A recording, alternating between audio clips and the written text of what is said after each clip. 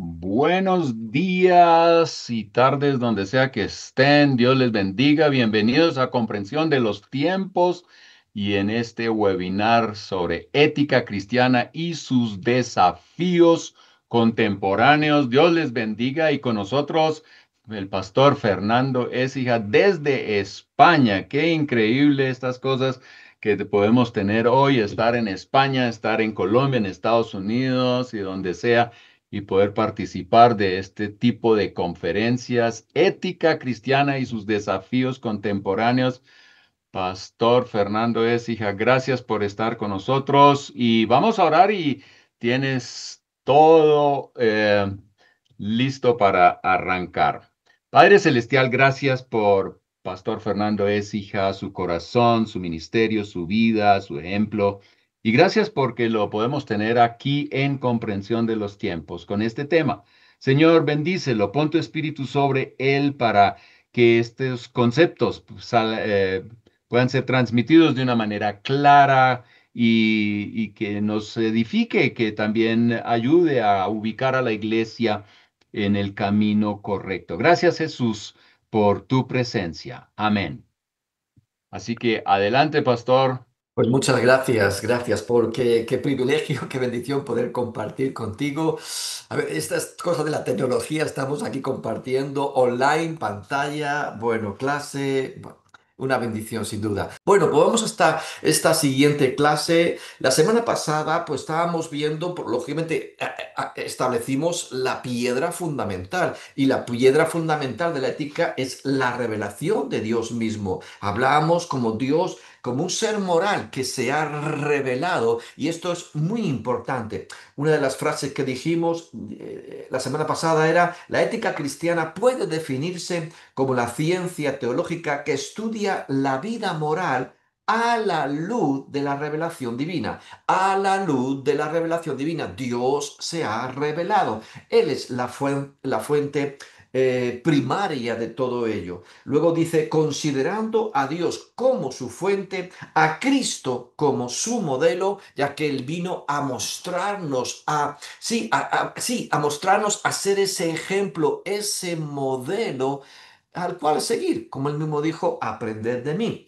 Y también decíamos: y al creyente como su agente responsable. Dios ha delegado y asumimos esa responsabilidad como agente del cielo en la tierra, del reino de Dios en la tierra, para revelar todo esto que ha sido o que debe estar siendo encarnado en nosotros. Ahora bien, vamos dejando esta premisa, estableciendo claramente la autoridad primaria y primera de Dios mismo como fuente de todo ello. Sigamos avanzando y vamos a ver, porque no solamente vemos esa revelación o todo ese pensamiento, podríamos decirlo, ceñido al contexto iglesia o al contexto, por ejemplo, dentro del pueblo de Israel judío.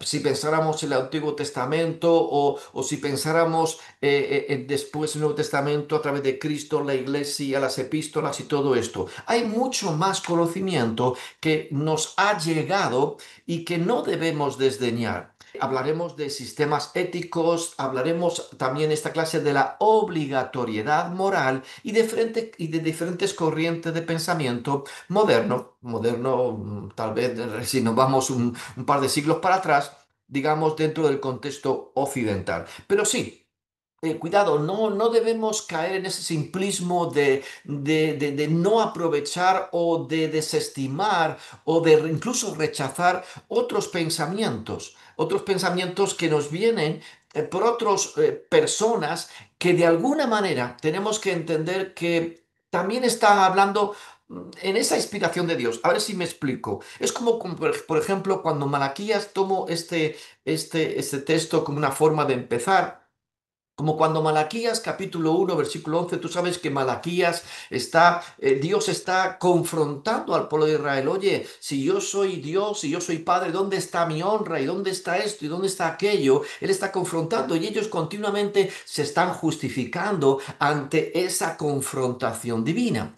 Y digamos, en esos versículos previos al versículo 11 del capítulo 1, Él está haciendo ver, oye, que no estás haciendo nada, digamos, de balde, como dice el versículo 10. ¿Quién también hay de vosotros que cierre las puertas o alumbre mi altar de balde? O sea, lo que haces lo haces con interés. Nadie lo está haciendo simplemente por revelación de quién soy yo. A veces es por puro interés o por, no sé, por X cosas. Y ellos a veces asumían, no, solamente estamos nosotros, solamente a través de nosotros. Y es muy interesante el versículo 11 que nos abre la mente a entender que Dios no se ha revelado, hablando de la tierra, solamente a través de unos pocos. Por supuesto, la escritura, Dios escogió un pueblo, pero a través del cual nacería el Cristo. Cuando analizamos desde panorámicamente todo lo que ocurre de Génesis a Apocalipsis y vemos todos esos elementos históricos, toda esa historia, siempre hay una historia detrás de la historia. Dios está hilvanando, entretejiendo todo esto hasta en la culminación que era el avenimiento de Cristo Jesús. Y Dios escoge a un pueblo con ese objetivo y con esa revelación. Por supuesto, como Pablo dice en Romanos, qué bueno que a ellos se les fue dada la ley y todo esto. Pero a lo que voy es que Dios no ha dejado de revelarse en toda la tierra.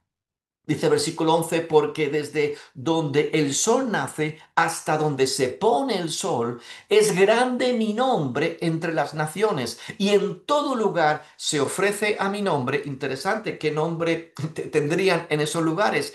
En todo lugar se ofrece a mi nombre incienso y ofrenda limpia, porque grande es mi nombre entre las naciones, dice Jehová de los ejércitos. Dios no ha dejado de revelarse. Digamos, por ejemplo, si pensáramos en Melquisedec, que era sacerdote de Dios Altísimo, rey de Salem, pero ¿a qué Dios adoraba Melquisedec? ¿Cómo le llamaba? Sabemos que era sacerdote del Dios Altísimo, pero ¿cómo le adoraba? ¿Qué revelación tenía? Pero ahí está el propio Job, de los tiempos de los patriarcas, tenía el temor de Dios, pero sabemos que ¿en qué nivel de revelación andaba Job? Pues como esos ejemplos, Dios se ha revelado y ha dado consejo alrededor en la historia y en la tierra. Por eso no podemos desdeñar diferentes elementos que pueden subyacer en la cultura, en el pensamiento humano, que tienen su raíz en Dios.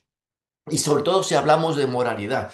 Yo tengo que confesar que a veces he dicho a algunos pastores o incluso a algunos enseñando aquí en clases nuestras de instituto bíblico, lo que sea, dice, o predicando, oye, pero es que a veces yo veo personas con más alta moralidad fuera de la iglesia que a veces que dentro de la iglesia. Y eso no es normal.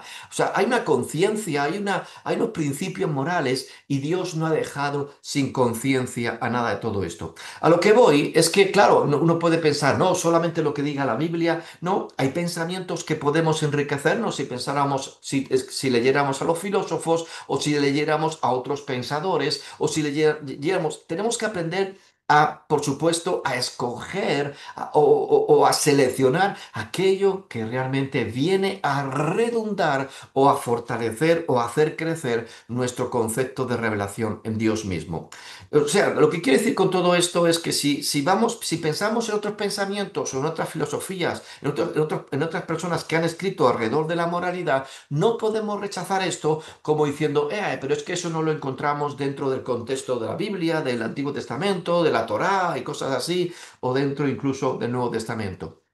Tenemos que aprender que el pensamiento de Dios se revela no solamente dentro de las cátedras del púlpito. Yo una vez le decía a una joven, mira, tú cuando estudies matemáticas igual estás estudiando a Cristo, porque no hay conocimiento en el universo que no emane del verbo, de la palabra y de Cristo. Adentrarnos, a veces pensamos que hay un conflicto entre la ciencia y la fe. No, al contrario, en una correcta ciencia metiéndonos en todo eso, por ejemplo, si se estudiara la biología, ver todo eso, o incluso la astronomía, descubriríamos que Dios está detrás de todo ello. Y adentrarnos en ese conocimiento es adentrarnos en la propia revelación de Dios. Todo existe y subsiste por la palabra de Dios. Y Dios le dio forma, Dios lo creó.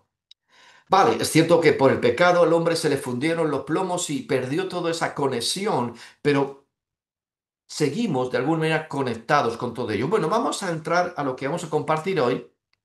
Y lo que quiere decir, primera frase, la ética cristiana no surge en el vacío. La ética cristiana no surge en el vacío, no hay un vacío de una falta de realidad, no. La ética cristiana, dentro de esa revelación de la palabra y de Dios mismo, surge dentro de una realidad de pensamientos, de una realidad o dentro de un cultivo de muchos pensamientos morales que no dudemos que emanan también de Dios mismo. Por supuesto, a veces puede haber tendencias o filosofías que se van alejando, ¿verdad? Van perturbando, pero a veces sus raíces son correctas. Bueno, a lo largo de la historia, el pensamiento humano ha desarrollado distintas formas de concebir el bien y también es el sentido de el deber y por lo tanto de la moralidad. Para poder comprender y aplicar la ética cristiana, hoy también es necesario examinar los principales sistemas éticos filosóficos, el problema que luego veremos de la obligatoriedad moral y también un poquito adentrarnos en el pensamiento moral de estas últimas etapas de la historia de la humanidad dentro de lo que es el mundo occidental, que podríamos hablar de la modernidad, de la posmodernidad y de la actualidad, aunque todavía está por definir cómo se va a definir a esta etapa tras la posmodernidad. Pero Dios se ha estado revelando en medio de todo ello. Ahora, entrar en algunas corrientes filosóficas, por supuesto, perdonad, pero no podemos pecar de simplistas que si mencionamos a un filósofo como el primero que voy a mencionar, que es Sócrates, no podemos decir que por mencionar algo ahí, que ya conocemos todo el pensamiento de Sócrates o de Platón, ni mucho menos. No podemos, pero simplemente sacar ahí algún hilito que nos conduce hacia la base del pensamiento moral dentro de todos estos filósofos. Por ejemplo, Sócrates identificó virtud y conocimiento. Creía que saber lo que es bueno conduce necesariamente a hacerlo. No, la gente cuando sepa lo que es bueno, entonces será conducida a hacerlo. Sabemos muy bien que incluso Jesús decía que podemos ser oidores, pero no hacedores. A veces el hecho de conocer el bien no significa que lo vamos, pero bueno, él intentaba y a veces hablaba de la virtud del conocimiento y ese conocimiento o conocer lo que es bueno, pues te conduciría finalmente a hacerlo. Para él, para Sócrates, la ética era cuestión de entendimiento racional, de guiar hacia la razón, y en esa razón finalmente haría que entres en vivirlo. Platón, por ejemplo, concibía la ética como parte de la política, pero política bien entendida, ¿no? La justicia es la armonía del alma bajo el gobierno de la razón. La importancia, una vez más, de la razón, el bien supremo es espiritual y es fuente de toda verdad, belleza y moral. Insisto, decir esto de este pensador es muy poquito, pero solamente acotar algunos pensamientos para que entendamos que no nos movemos en un vacío existencial de revelación y de moral y de pensamiento moral.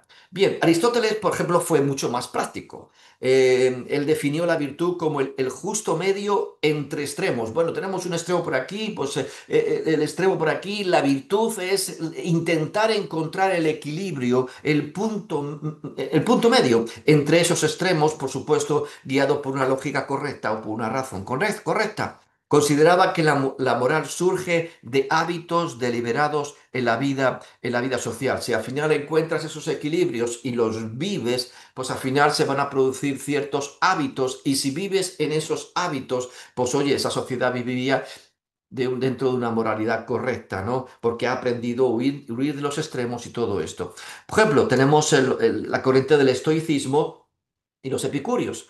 Por ejemplo, los estoicos buscaban suprimir toda emoción y vivir conforme a una razón, pero una razón que te hace ser un tristón o algo así muy desligándote de todo aquello que pueda ser emocional, huyendo de las emociones y solamente el pensamiento crítico y todo esto, ¿no? Entonces, vale. Sin embargo, los epicúreos buscaban hallar placer moderado con un fin como fin supremo. Ahora, que cuidado, porque algunos piensan que los epicúreos eran, bueno, eran unos ¿cómo se dice? Cuando hay un exceso de... em, bueno, se pasaban pues buscando el placer y todo esto, pero no, ellos buscaban el placer moderado, claro, huyendo a veces del sufrimiento y ciertas cosas, y en ese placer moderado encontrar la justa medida de una vida sobria, prudente y equilibrada. Pero al final es, oye, pues buscar una vida pues de cierto placer, ese placer moderado, no de extremos. No estamos hablando de extremos. Ahora, si nos metemos dentro de lo que son corrientes ya filosóficas dentro de la vida cristiana, pues tenemos, por ejemplo, a Agustín de Hipona o San Agustín, que influido por Platón, enseñó, insisto, el que escribía y la Iglesia Católica como la Iglesia Evangélica reconocen a Agustín, ellos le llaman San Agustín, nosotros simplemente Agustín, entre nosotros, Agustín de Hipona, eh, pero lo reconocemos igualmente, pero ellos estaban influenciados, o sea, insistimos, la ética cristiana no surge dentro de un vacío. Entonces, influido por Platón, enseñó que el bien supremo es el amor a Dios, donde el ser humano encuentra su plenitud. La plenitud está en ese amor a Dios. Sin embargo, Tomás de Aquino, un poquito más influenciado por Aristóteles, recuerda que Aristóteles era mucho más práctico buscando ese equilibrio entre extremos y todo esto. Entonces, buscó armonizar razón y fe. El supremo bien es conocer a Dios. La moralidad se funda en la ley natural y la revelación. Elementos naturales que no podemos desdeñarlos y por supuesto la revelación de Dios mismo a través incluso de su medio que es Cristo Jesús. Entonces él llegó a decir la razón y la fe provienen de una sola fuente de verdad y sabemos quién es esa verdad. Bien, pues hay diferentes principios, insisto, animamos, ¿verdad? Que nos podamos en un momento dado meter un poquito más en ese pensamiento que podían a veces desarrollar estos filósofos como otros. Ahora, surge el problema de la obligatoriedad moral. La cuestión es la siguiente: ¿por qué debemos hacer lo bueno? ¿Por qué debemos hacer lo bueno? ¿Qué justifica la obligación moral? ¿Qué justifica? O sea, si el ser humano es como está ahí, medio naturaleza y todo esto, por qué debemos vivir en función de hacer lo bueno y qué justifica la obligación moral? Dentro de todo esto, pues hay diferentes corrientes que apuntan a un poquito a entender de dónde surge esa obligatoriedad moral. La filosofía griega generalmente asumía que saber el bien bastaba para hacerlo. Ya lo hemos dicho que es lo que pensaba Sócrates. Entonces, de ahí la importancia de conocer, de saber la razón y todo esto, aunque a veces podía tener diferentes connotaciones. Dice, pero sin embargo no abordó profundamente el porqué del deber. ¿Por qué hay ese deber, el deber moral? El naturalismo ético intenta explicar la ética como un producto de la evolución o la biología. Por eso se define como naturalismo ético, pero falla al responder por qué deberíamos actuar de cierta manera y no de esta otra manera. Si al final ha sido como una evolución, pues si es cuestión de biología o la evolución del pensamiento, o la evolución de, digamos, de las reacciones o cómo reaccionamos ante situaciones y podríamos pensar a través en ese sentido de extremos y todo esto, bueno, entonces, pero falla al responder por qué deberíamos actuar de una cierta manera. Si pensamos en la corriente que habla del intuicismo moral, postula que captamos intuitivamente el sentido del deber. Es como que, ¿por qué tengo que hacer esto? Es como que hay una intuición, otro lo podríamos definir como hay una conciencia, aunque dentro del pecado, pero no deja de una conciencia, pero postulan esto, que intuitivamente surge el sentido del deber. Entonces, al estar ahí como una fuerza interior, pues tenemos esa inclinación a hacer lo que entendemos que es correcto. ¿Vale? Un pensador como Butler afirma que la conciencia es la autoridad moral suprema. Aquí ya pues, se define, o no podemos intuitivamente, no, pero se define como la conciencia por encima del placer o por encima del propio interés. Esto es importante, esa conciencia tiene que guiar por encima de ese yo que busca el placer de mí mismo por mí mismo y por encima de cualquier cosa y de ahí por encima del interés propio y de ahí puede surgir, o según este pensador, surge ese sentido del deber de hacer lo bueno. Kant, este pensador tan reconocido, propone una ética racional universal basada en el deber. Este es el deber. Llegó a decir que obra solo según aquella máxima que puedas querer que se convierta en ley universal. Entonces, la ética racional, ¿por qué debemos hacer esto? Es descubrir ese deber y ese deber emana de cuál es tu entendimiento de aquello que es importante o que tiene un valor supremo y que todos deberían cuidar para que se convierta, como dice aquí, en una ley universal. Entonces, si esto lo entiendes que debería ser no solamente para ti, sino algo generalizado y que gobernara el pensamiento común, pues esto se tiene que convertir en una ley del deber en cuanto a qué hacer y qué no hacer. Hablando del utilitarismo, este pensador que es Mill define el deber según las consecuencias. Él afirma que el mayor bien para el mayor número. Bueno, ¿cuáles son las consecuencias? ¿Cómo saber qué es correcto o no correcto? Pues pensemos cuál es el mayor bien para el mayor número. Como diciendo, no puedo agradar a todo el mundo, pero voy a intentar hacer algo que sea que esté correcto para la mayoría, para, digamos, abarcar lo más posible y esto pues se convierte, podríamos de alguna manera hacer algo muy útil o muy práctico, ¿no? El mayor bien para el mayor número. Ahora, si nos ceñimos y ante esa pregunta, ¿por qué debemos hacer lo bueno? Y vamos hacia la crítica cristiana, descubrimos algo. Sin Dios, sin elemento Dios, la obligación carece de fundamento último. Si intentas buscar cuál es el fundamento, hacia dónde, por qué debemos vivir intentando hacer lo bueno o lo correcto moralmente hablando, y esto establece la ética, entonces tú puedes pensar en esto y en aquello y la mayoría y leyes un poquito intuitivamente que son buenas para todos. Pero al final nosotros descubrimos que sin Dios, sin el elemento Dios, si quitáramos a Dios de la ecuación, esta obligación carece de fundamento último. La base es Dios. La ética cristiana enseña que el deber nace del carácter santo de Dios y es capacitado por el Espíritu Santo. La ética cristiana enseña, una vez más lo repito, que ese deber nace del carácter santo que Dios ha revelado, como compartíamos la semana pasada, santo, santo, santo. Dios se ha revelado en esa realidad moral de Él mismo.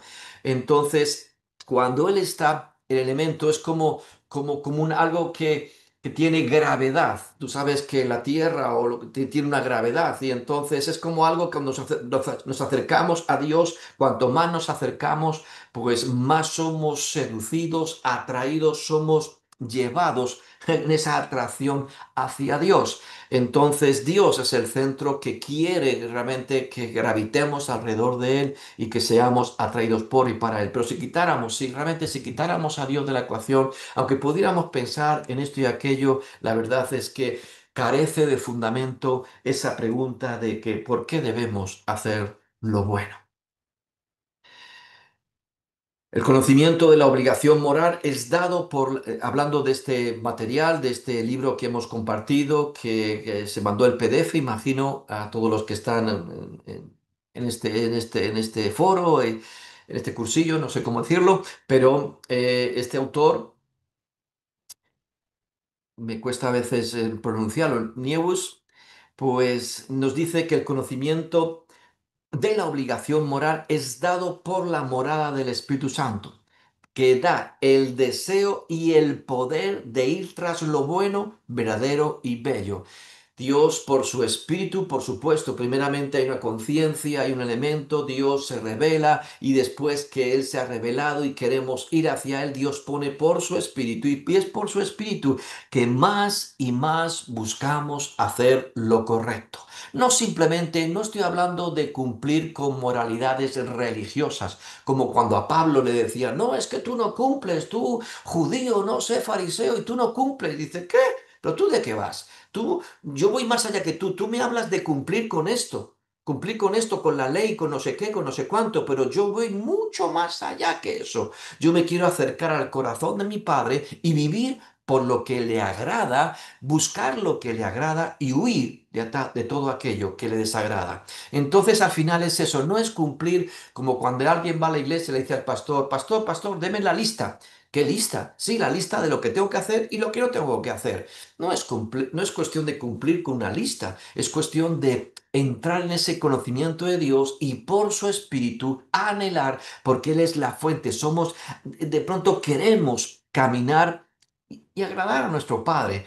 Queremos que un día el Padre también esté diciendo, este es mi Hijo amado, en quien tengo complacencia. Entonces vivir por y para esa realidad, por eso como aquí dice, ah, el conocimiento de la obligación moral es dado por la morada del Espíritu Santo que nos revela esto le agrada al Padre, esto no, y vivimos así, y da el deseo. Oh, Dios pone tanto el querer como el hacer, da el deseo y también el poder. Señor, yo no puedo, quiero agradarte, pero yo por mí mismo no puedo. Bueno, tengo el Paracletos, el ayudador, que me revela lo que le agrada al Padre y me da la fuerza cuando, me encanta cuando en Romano dice que el Espíritu Santo nos ayuda en nuestra debilidad. Y esto es muy interesante, en el griego lo que viene a decir, porque claro, no es que Él lo vaya a hacer. Él dice, oye, tú dame el punto de apoyo, que con ese punto de apoyo, como dijo aquel, moveremos el mundo. Con un punto de apoyo, si tú me das el punto de apoyo, yo pongo el resto de la fuerza. Pero el punto de apoyo lo tenemos que dar nosotros, con nuestra voluntad, con nuestro querer. Y entonces, cuando le damos ese punto de apoyo al Espíritu Santo, el Espíritu Santo hace palanca y dice, aquí está toda la fuerza del poder de aquel que resucita, de aquel que resucitó, está en nosotros. El mismo poder está en nosotros que aquello que yo no puedo hacer él me ayuda para que sea una realidad. Pone el deseo y también me da el poder. Me ayuda en mi debilidad para que sea una realidad la manifestación de todo lo que le agrada a Dios, esa voluntad de Dios revelada. Hay un texto bíblico clave que podríamos decir, Filipenses 2:13, porque Dios es el que en vosotros produce así el querer como el hacer por su buena voluntad. Entonces, el elemento clave es Dios, Dios revelado, y pone en nosotros ese anhelo, que pone el querer, pero también por su espíritu, el hacer por su buena voluntad, por su pensamiento, descubriendo que muchas veces sus pensamientos son más altos que los nuestros, pero caminamos por la ayuda de su espíritu en toda esa manifestación de su voluntad. Bien, entonces está claro por qué debemos hacer lo bueno. Hay pensamientos que son interesantes, no son desdeñables, pero al final, si quitáramos el elemento Dios de nosotros, pues no nos daríamos cuenta que no podemos vivir en esta realidad si no es por la revelación de Dios.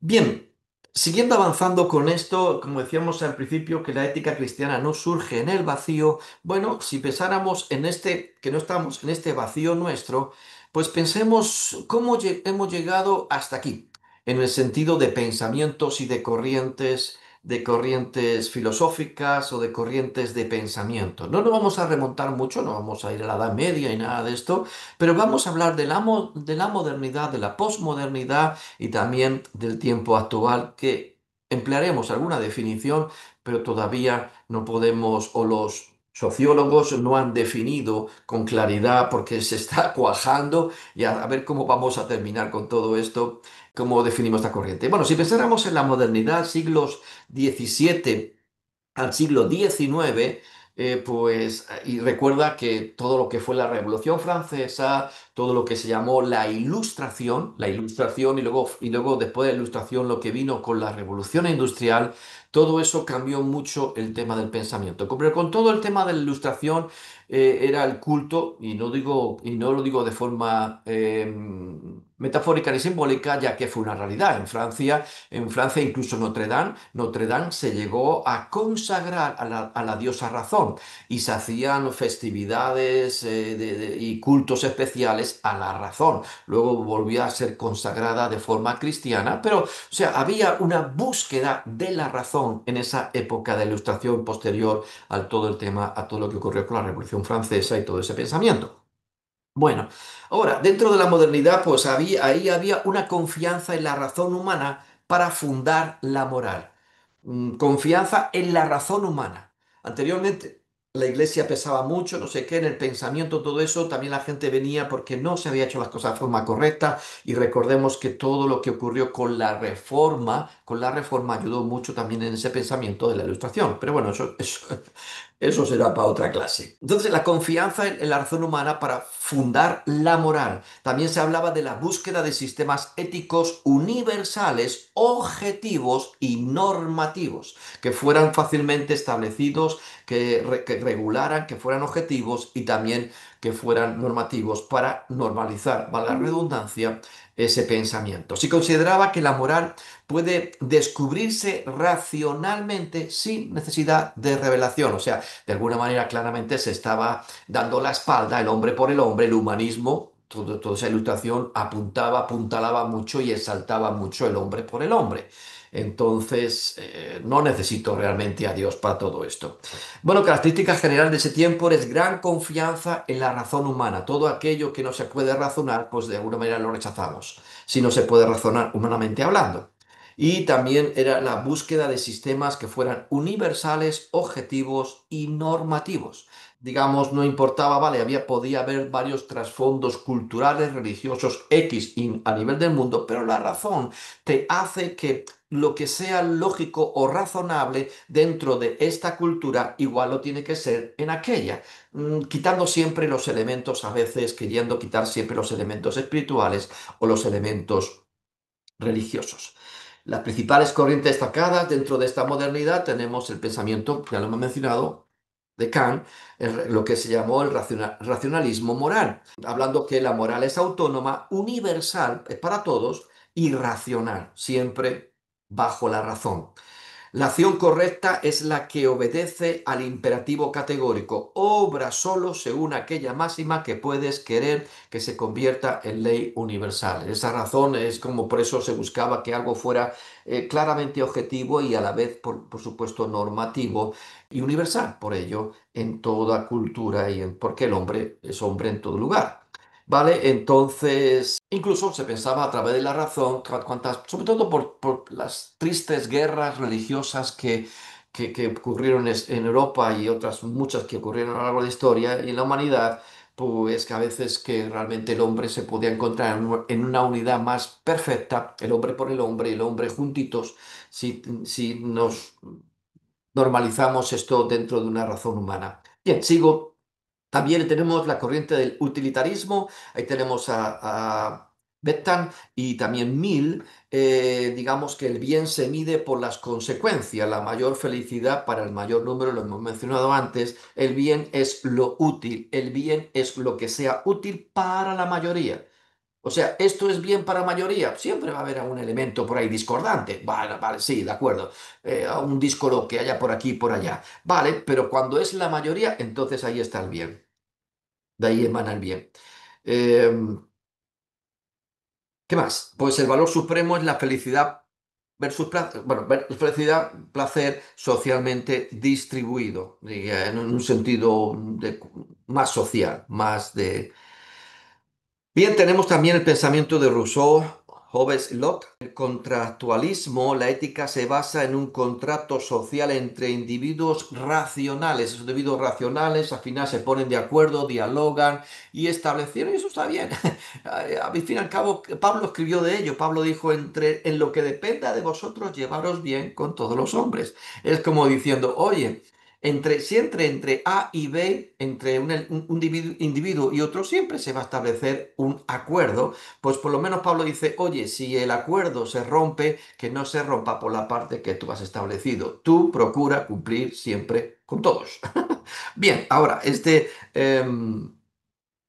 esta aquí habla del bien, que lo que es útil para la mayoría, en ese sentido, en esas negociaciones, en esos acuerdos, el hombre por el hombre. El valor supremo es la felicidad.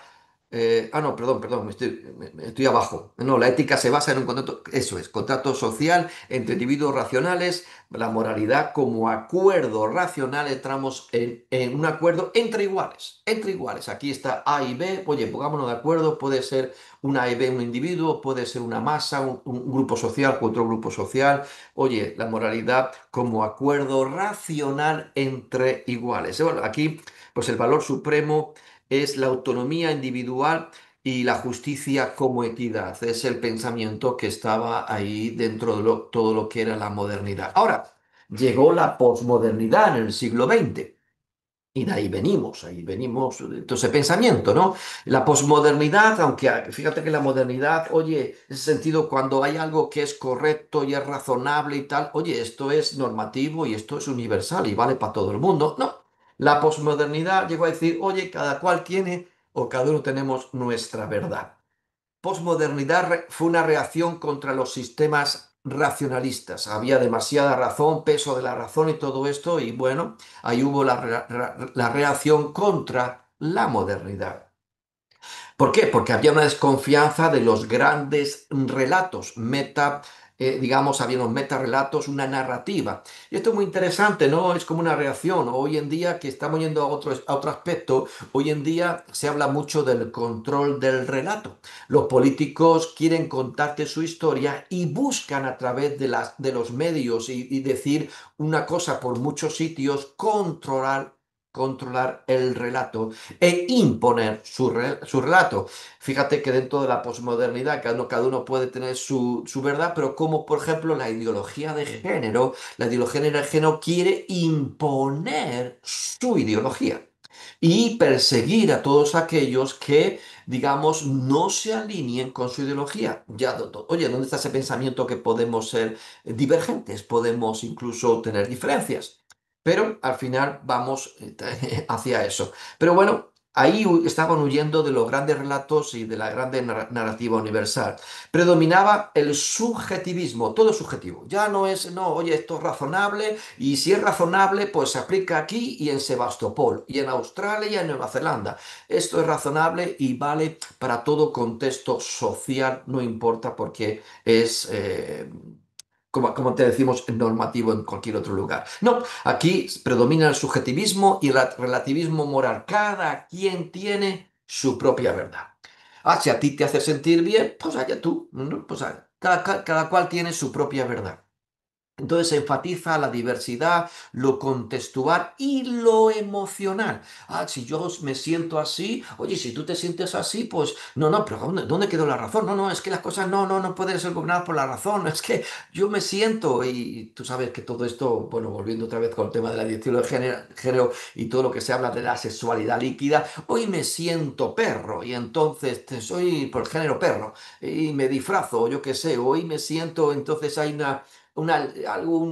una identidad líquida que depende del día, pues igual que hace un líquido, si lo echas en una botella, adopta la forma de la botella, si es un cubo o es un cuadrado, pues entonces cada día pues puede estar variando, ¿no? Entonces, en esa diversidad contextual y, el contexto a veces, oye, yo estoy en este contexto, pues soy de una manera, hoy soy de otra, ¿no? Y también, por supuesto, se estableció el relativismo ético. ¿Por qué? Porque en el posmodernismo se dijo no hay verdades morales absolutas.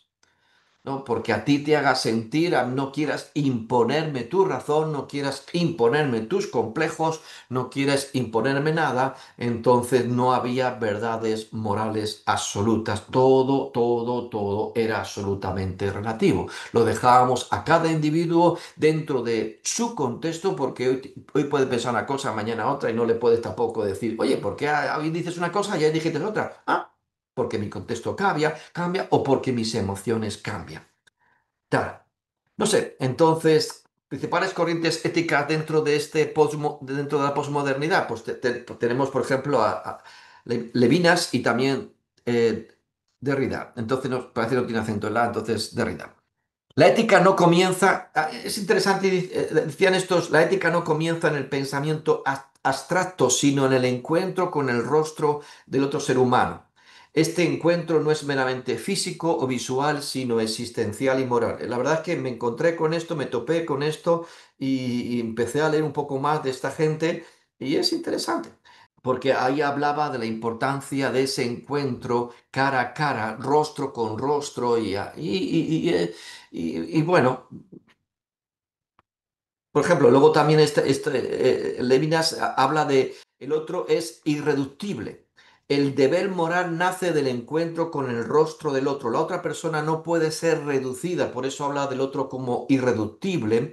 La otra persona no puede ser reducida a una idea, a una categoría, a una utilidad o a una función. Esto es muy interesante la verdad es que, oye, pues vemos algo ahí de la revelación, también de Dios, ¿no? Porque a veces categorizamos, tiene que ser así, así, así, y no nos paramos a veces a descubrir persona a persona, rostro a rostro. Y es como, oye, cuando tú te paras ahí vas a descubrir un mundo y no seas tan categórico ni quieras a veces simplemente clasificar a personas, sino encontrarnos. Y es en parte también vemos como Jesús hacía.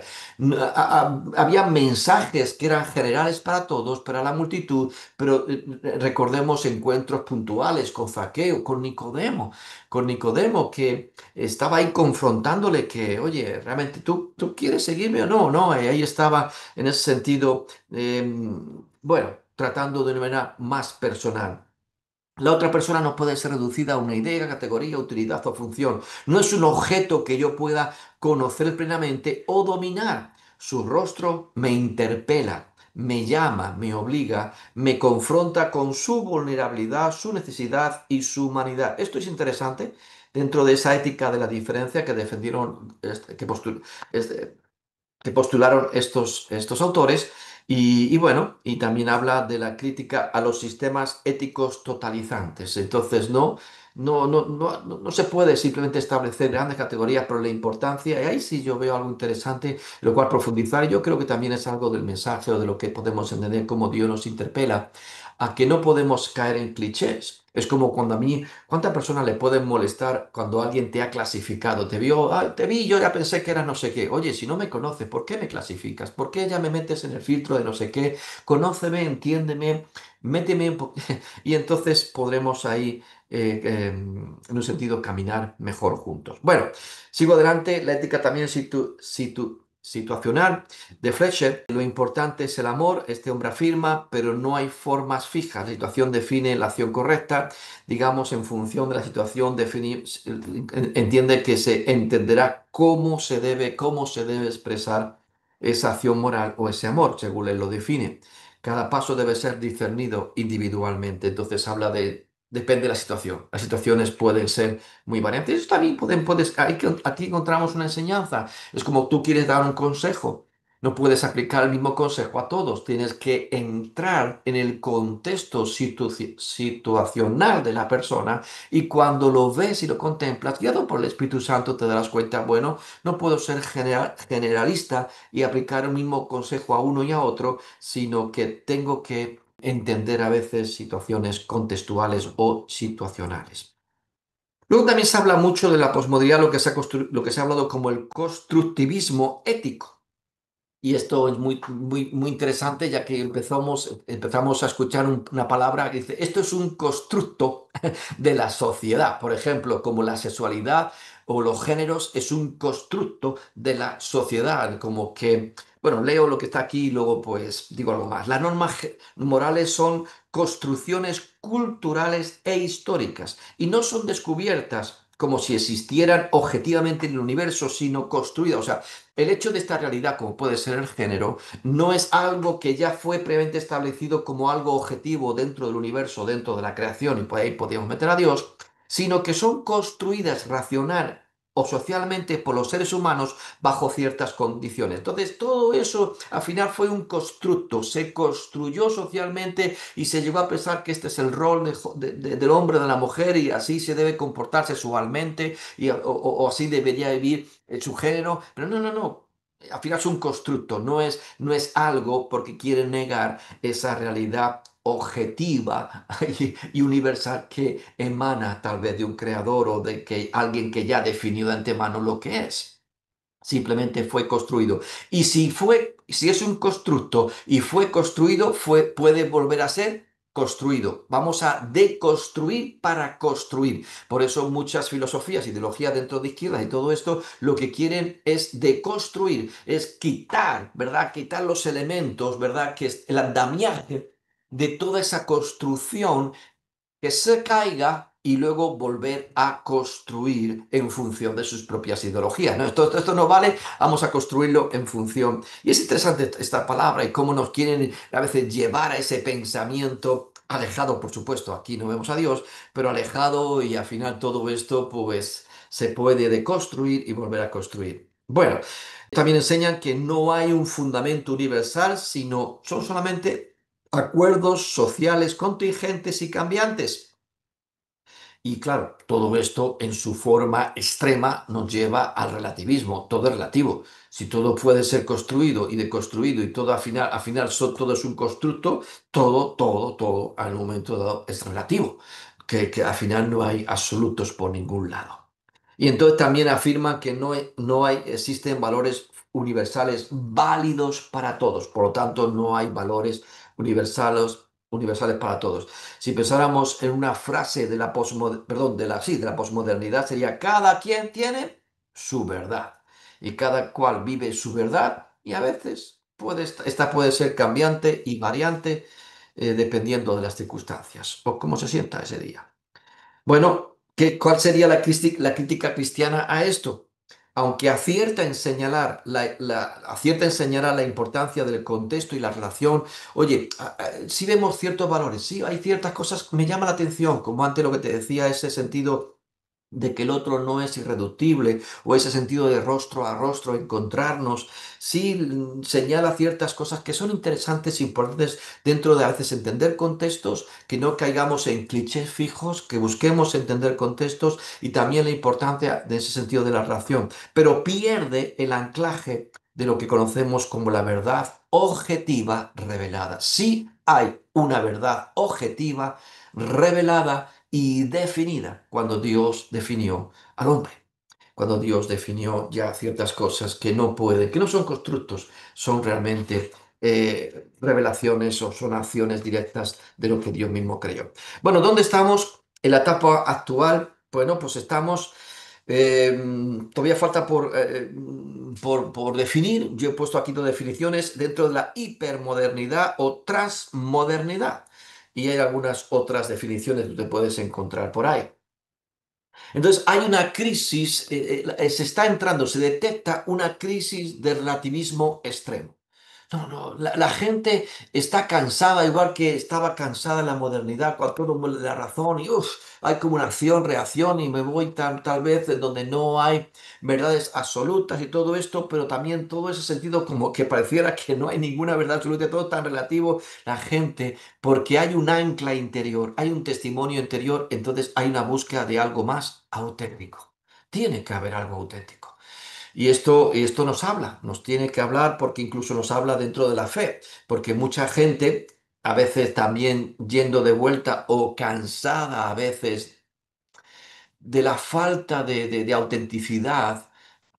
Yo escuché hace unos años que la gente decía que decía sí a Dios, pero no a la iglesia. Es como quieren decir sí a Dios, pero no a asistir a una iglesia por excepciones, por lo que sea. Y detectas ciertas cosas y la iglesia tiene que reaccionar. Tal vez ha perdido su autenticidad y tenemos que recuperar eso. Entonces, hay una crisis. Y esto es muy interesante, estamos entrando en esta época y Dios está despertando a muchos hacia todo esto. Y es una oportunidad para la iglesia los tiempos que están por delante si la iglesia hace y es lo que tiene que ser. La crisis de relativismo extremo se busca nuevas certezas sin volver al dogmatismo.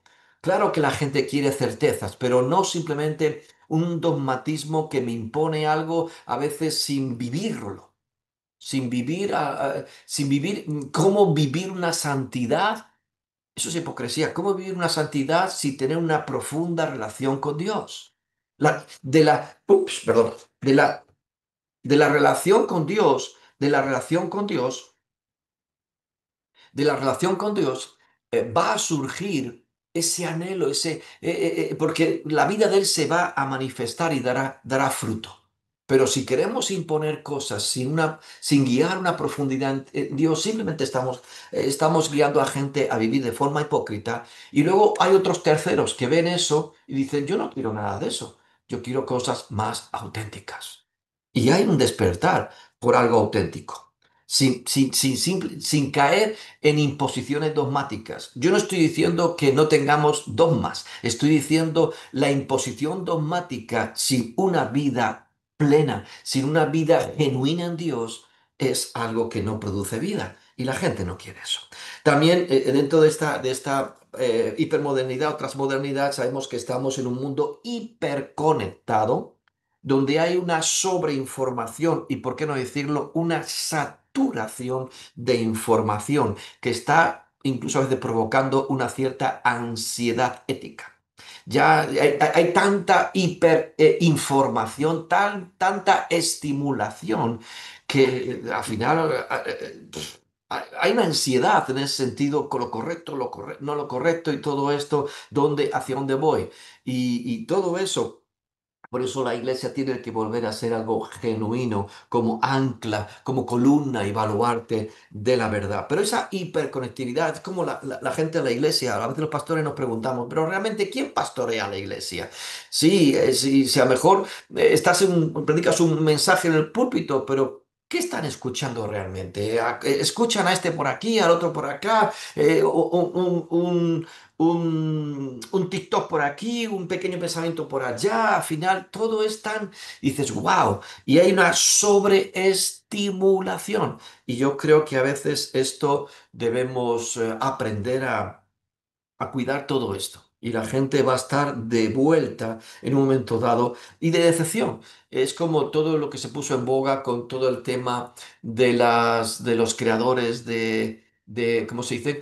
Los influencers, creadores de contenido y todas estas cuestiones y tal. Y al final te das cuenta que hay tanto postureo, tanto postureo, que ya la gente está muy decepcionada y cada vez va a estar más decepcionada. Bueno, en fin, que nos estamos acercando a unos interesantes derroteros acantilados donde tenemos que aprender a ser iglesia en medio de esos tiempos. Y es interesante ese pensamiento de ansiedad ética.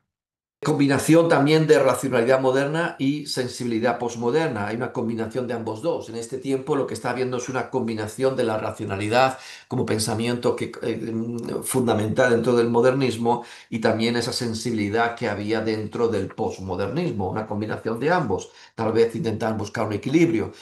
También se habla mucho de la conciencia global, el medio ambiente, de todo el tema de inteligencia artificial, la bioética y cuestiones que están ahí, pues vemos que a flor de piel últimamente.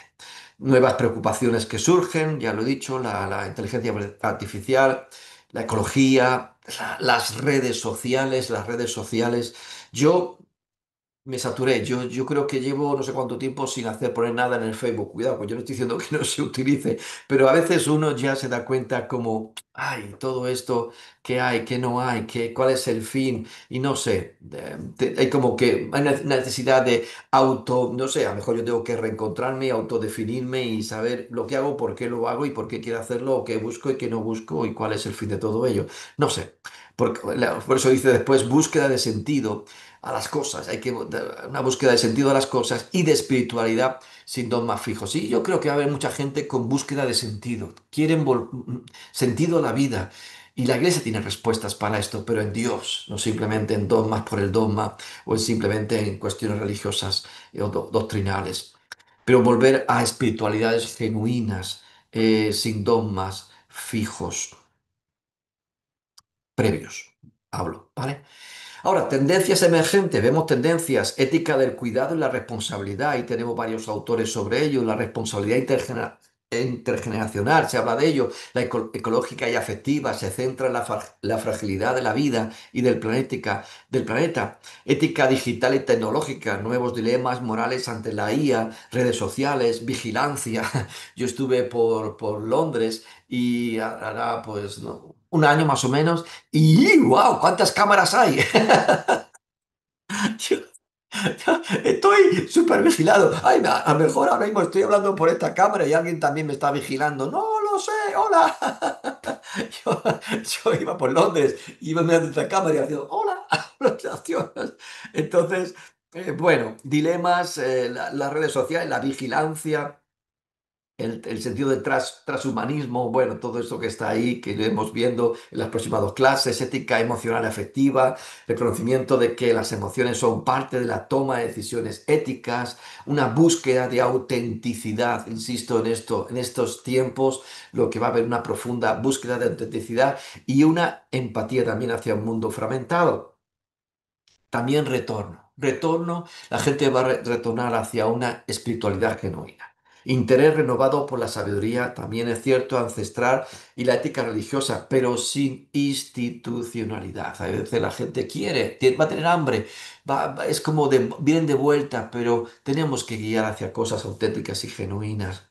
Deseo de valores trascendentes, va a haber un deseo cada vez mayor de valores trascendentes, algo que me dé trascendencia. He vivido como si no importara nada, como si fuera una hoja en esta sexualidad o en esta identidad líquida, pero yo necesito anclas en mi vida. Quiero valores trascendentes que me den trascendencia.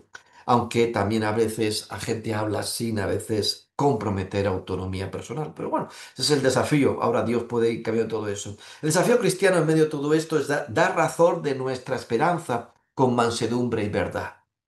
Por tanto, no os amedrentéis por temor de ello, ni os conturbéis, sino santificad a Dios el Señor en vuestros corazones y estad siempre preparados para presentar defensa con mansedumbre y reverencia ante todo el que os demande razón de la esperanza que hay en vosotros. En medio de estos tiempos, estar preparados para presentar en esa defensa, esa apología, pero no solamente de conceptos, sino de vida.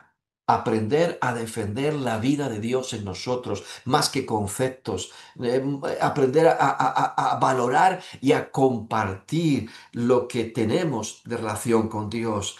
Y bueno, esto va a despertar sin duda, esto va a ser luz en medio de la oscuridad, en medio de este mundo tan complejo, va a ser luz en medio de todo esto. Y sal. Conclusión, pues tenemos que ir hacia una ética cristiana bíblico-teológica. La ética cristiana reconoce lo valioso de cada sistema histórico. Es como decir, no nace dentro de un vacío y aquí vemos conatos de pensamiento por aquí, este conato de pensamiento y en todo ello Dios ha estado hablando.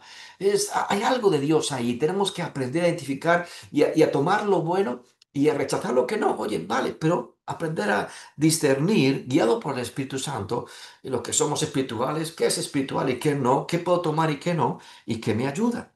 La ética cristiana reconoce lo valioso de cada sistema histórico, pero afirma que solo en Dios y en su revelación por Cristo encontramos la fuente, solamente ahí encontramos la fuente última de lo bueno en el discernimiento correcto, guiado por el Espíritu de verdad del bien y del mal, así como el poder, como ya hemos dicho, el poder necesario para poder vivirlo, porque ese es el desafío. ¿Cómo poder hacerlo? Es Dios a través de Él, en nosotros que podemos hacerlo. El bien no es una idea. El bien no es una idea, una utilidad o un constructo, una construcción social, sino una persona. Es Dios mismo. Es Dios revelándose. La moralidad cristiana es respuesta de amor al carácter de Dios, no solo obediencia y reglas. O sea, la moralidad cristiana es una respuesta de amor al carácter de Dios, no simplemente vivir por y para reglas y todo eso. Por eso en este tiempo que la gente descubra el amor que tenemos hacia Dios, el amor que tenemos unos con los otros, y eso va a ser un tremendo atractivo para muchos. Solo el Espíritu Santo puede formar en nosotros un carácter conforme a Cristo, solo el Espíritu Santo. Y bueno, una vez más, afirmando, sed santos porque yo soy santo. La raíz nace en Cristo, por supuesto, termina en Dios, aunque podemos ver ciertos elementos que Dios ha ido plantando, aunque el hombre se ha podido desviar, pero ¿por qué no enriquecernos de todo ello y evaluarlo todo ello aprendiendo a tomar? Es como Pablo, me he hecho a todos para ganar. O sea, Pablo no desdeñaba y entraba en Atenas y veía esto y aquello como elementos. Oye, en esto yo creo que estáis acertados. Ahora yo quiero hablaros de este Dios al cual no conocéis. En fin, pues que Dios nos dé gracia en medio de estos tiempos y en medio de esta etapa que estamos después de la posmodernidad.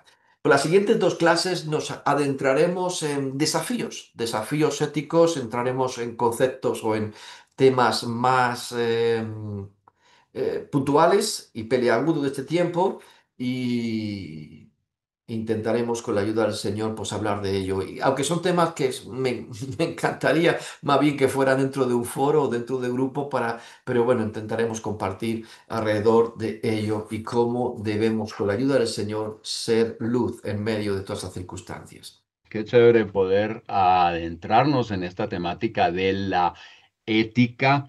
Y bueno, lo que usted presentó hoy me llama mucho la atención porque pues sí revela que hay un montón de intentos para definir la ética, y es una confusión tremenda cuando uno empieza a ver qué es lo que dijo este y qué es lo que dijo el otro acerca de lo que es la ética, ¿ves? Y se incluye razón, mayoría, y escuché esas palabras, situaciones, ¿no es cierto? Que ya es las éticas como situacional y cada quien tiene su verdad. Todo eso entonces uno dice, wow, esto sí, cada quien está armando una ética y entiendo que lo que es el término ética es más algo nuevo que algo viejo, aunque digamos la Biblia misma es ética desde sus comienzos, dice cómo es que debemos comportarnos, pero es interesante, no sé, ahora puede ser que yo estoy aquí confundido y yo quisiera que me ayudara aquí un poquito a aclarar un poco intentos, esfuerzos por definir la ética en la razón, en la mayoría o como sea, en situaciones. Eso es complicado cuando uno no incluye a Dios y su Ujú. palabra. Yo digo su palabra, como yo leí aquí una cosa de Thomas Schumann, un teólogo alemán, que mencionaba otro teólogo y dice, donde no hay alguien quien mande, no hay un mandamiento, y donde no hay un mandamiento, cada quien hace lo que se le da la gana. Y ahora empieza a haber una definición de ética como se nos da la gana. ¿Qué piensas de eso? Wow, No, el hombre se va descubriendo, claro, el hombre quiere imponer, digamos, ese sentido del hombre por el hombre y a veces es la razón humana impuesta y quiere ver en ello tal vez el mandato o el mandamiento. Pero es muy difícil. Es como, imaginemos que hay una empresa donde hay mucha gente trabajando y alguien se incorpora a esa empresa y si alguien no me dice lo que tengo que hacer, cómo tengo que hacerlo y todo esto, y claro, uno puede a veces simplemente por lo que ve hacer a los demás, pues descubrir qué es lo que tengo que hacer. Pero claro, a lo mejor ese día está descubriendo que hay algunos que intentan siempre escaquearse, no trabajar. Ah, bueno, aquí la ética, lo que tengo que hacer es intentar escaquearme. O a lo mejor hay otros que a lo mejor pues quieren ser muy cumplidores y quiere arrimarse a ellos, o descubre que hay algunos que no quieren que sobresalga y le acaban de poner la zancadilla y se acaba de dar un trompazo, qué sé yo. Entonces, tiene que haber ese elemento y Dios está ahí, que quiere decir, oye, esto es lo que espero, esto es lo que quiero, y si no hay eso, pues es difícil. Ahora, es el Dios que se revela, el Dios que nos ama, y por amor a Él, pues queremos buscar agradarle. Entonces, si no hay el jefe, pues indudablemente es un caos, ¿no? Que cada uno intenta, como tú decías, es muy difícil a través del hombre por el hombre o a través del contexto o a través de las mayorías. Oye, busquemos lo que es mejor el mayor grupo posible, pues intentar descubrir todo ello, por qué debemos hacer lo bueno, qué nos guía o qué nos debe empujar a hacer lo bueno. Sin el elemento Dios es muy difícil. Ahora, sin el elemento Dios que sea el jefe, o sea, lo que nosotros solemos decir Señor, sin el señorío de Cristo, pues es complicado. Pero sí, muy de acuerdo con el pensamiento Y hay del que tiempo, definir vale, qué es vale. lo bueno, ¿no? Porque para ¿Cómo? unos lo bueno es una cosa y para los otros es otra cosa. Por eso yo Claro. creo que hay que comenzar con definir lo bueno. Ahora, yo tengo una pregunta y una última pregunta en este contexto. ¿Cómo afecta nuestra cosmovisión o la cosmovisión que tiene una persona eh, y la misma antropología? ¿Cómo afecta todo eso? La manera como definimos la ética o cómo vivimos nuestra vida. La cosmovisión es algo que vivimos, pero donde es como, a veces como mi papá decía, han visto el mundo por un agujerito. Dice, el mundo es así. Dice que el mundo es mucho más grande, chico. Pasa como tú lo ves por un agujerito, te piensas que el mundo es así de pequeño, ¿no? Pero cuando tú estás, abres y abres y abres, y de pronto vas viendo en ese, hacemos un zoom y dices, oye, ahora aquí hay mucho más que simplemente esto. Eso debe cambiarnos. Por eso cuando viajas, cuando a veces te interrelacionas con muchas más personas, te abres a otros pensamientos, lees, cultivas tu mente con otras ideas y a veces sin tener miedo a leer cosas que a lo mejor pudieran, oh, es que si leo a esto voy a perder la fe. No, tontería. Cuando yo sé en quién he creído, cuando yo tengo una firmeza de una profunda relación con Dios, que no es un concepto, es una vivencia.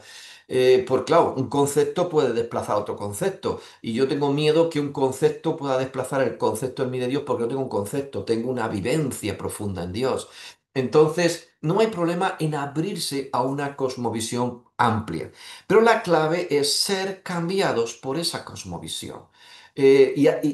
Por ejemplo, tenemos la diferencia entre un Pablo y un Pedro. Tenemos un Pedro que fue guiado por el propio Espíritu de Dios para tener una cosmovisión más amplia y de pronto ser guiado a la casa de Cornelio y ver cómo Dios se derrama. Porque tenemos que tener una cosa clara, si Dios no llega, mientras que él hablaba, digamos que Dios le interrumpió y derramó el Espíritu Santo a todos los que estaban en la casa de Cornelio. Yo tengo claro una cosa, que si Dios no llega a derramar el Espíritu Santo en Cornelio y los demás, Pedro no los hubiera bautizado.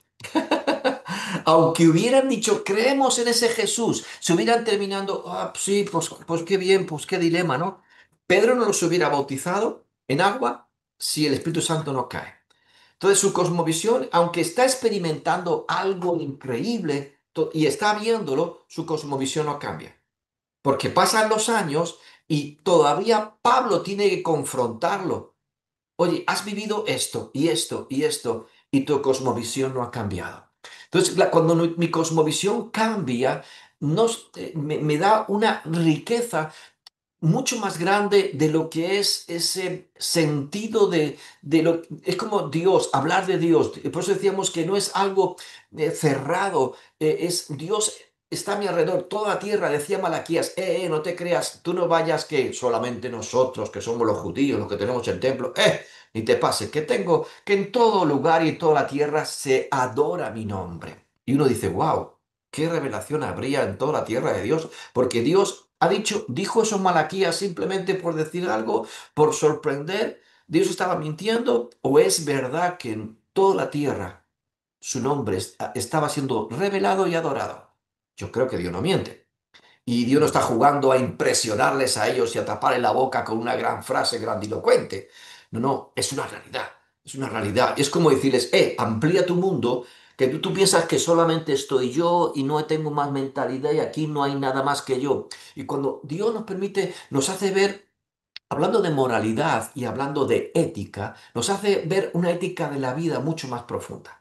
Porque la ética no es solamente si hago esto o miento o no miento, o si porque miento a lo mejor voy a hacer daño a alguien. No sería éticamente correcto, no sería moralmente correcto, sino la ética de la vida, la ética de la profundidad de lo que es importante y no importante, de prioridades y no prioridades, a veces de forma de entender de cómo me expreso o no me expreso y estoy esperando que me estoy expresando bien.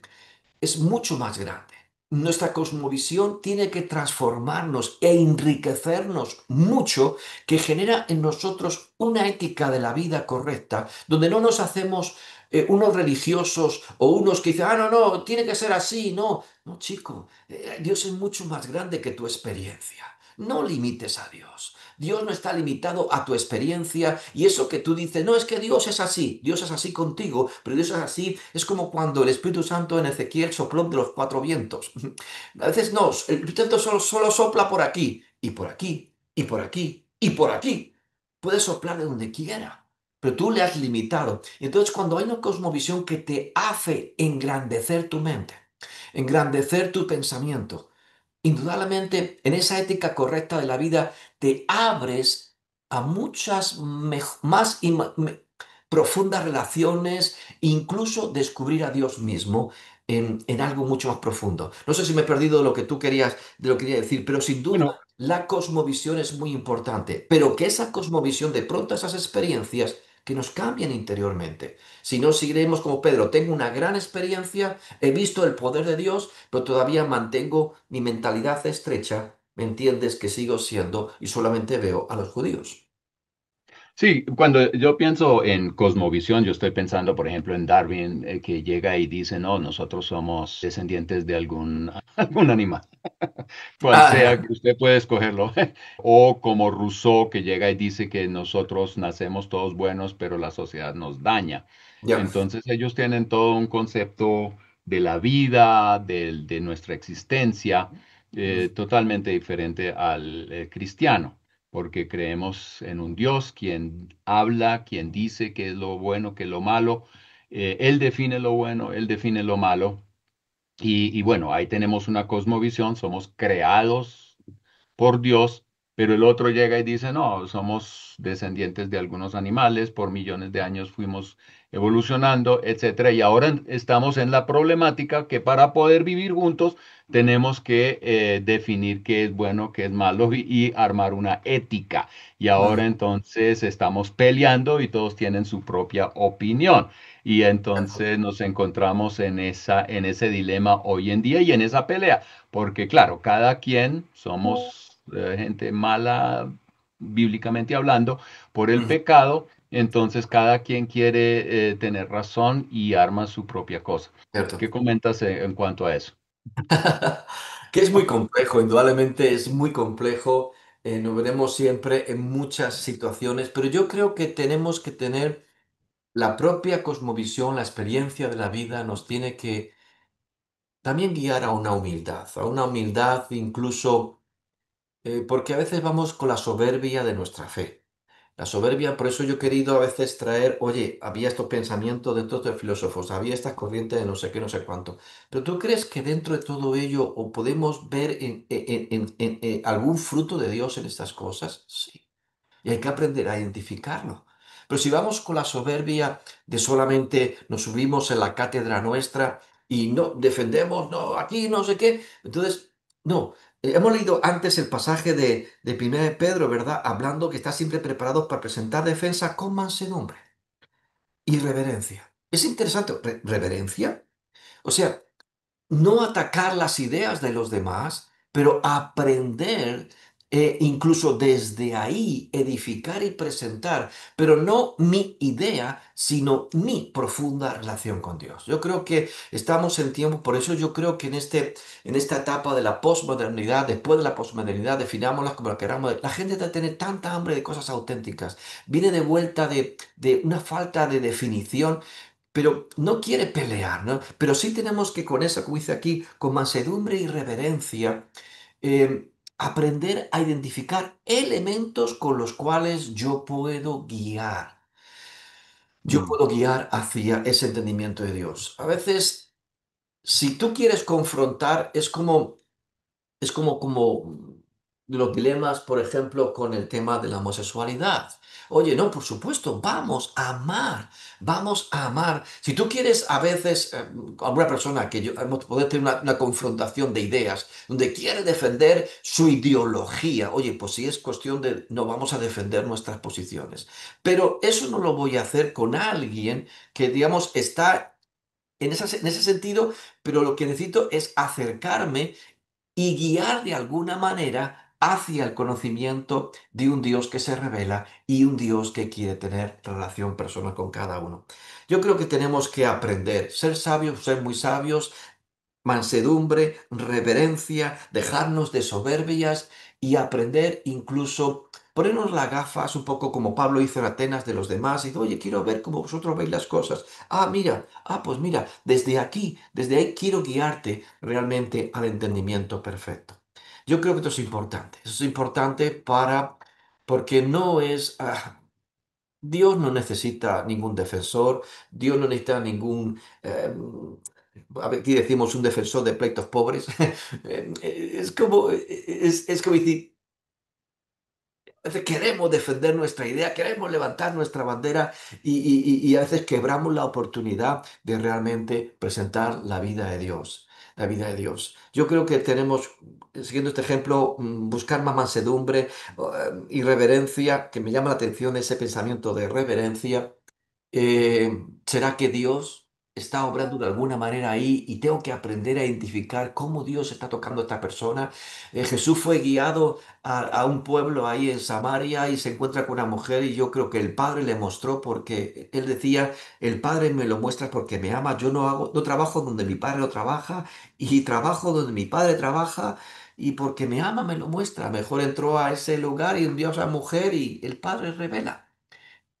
¿Cómo puedo presentar realmente en medio de esta situación de lo que está viviendo esta mujer, presentar el Evangelio? Bueno, me pierdo, pero yo creo que tenemos que quitarnos un poquito las soberbias de nuestras ideas y no es que estemos claudicando a las mismas, sino buscando realmente al final presentar defensa de un Dios que se revela y un Dios que es real.